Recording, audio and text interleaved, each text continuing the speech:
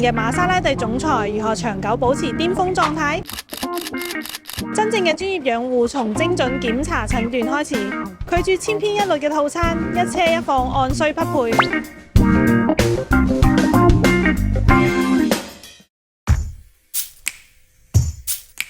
經過檢查發現，發動機進氣口積碳嚴重，影響進氣效率同燃燒質量。同車主溝通後，決定進行一次進氣系統深度清洗，拍塗沙清積碳。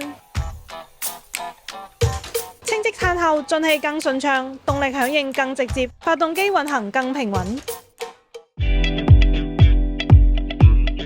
同時，呢部車嘅冷卻液副水壺已經出現明顯老化，繼續長期喺發動機艙高溫環境下使用，會有開裂風險。建議進行預防性維修，更換原廠副水壺，消除潛在嘅冷卻液滲漏風險。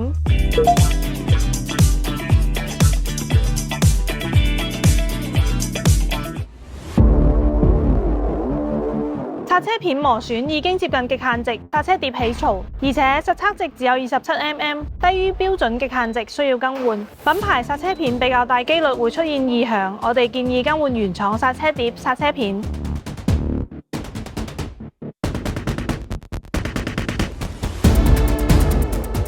制動腳感恢復紮實敏銳，制動距離明顯優化，行車安全保障全面提升。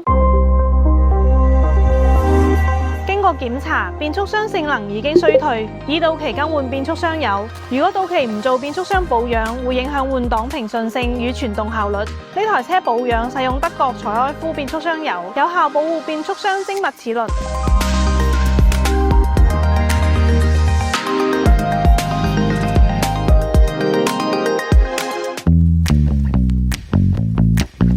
輪毂存在日常使用造成嘅劃痕，影響整車視覺美感。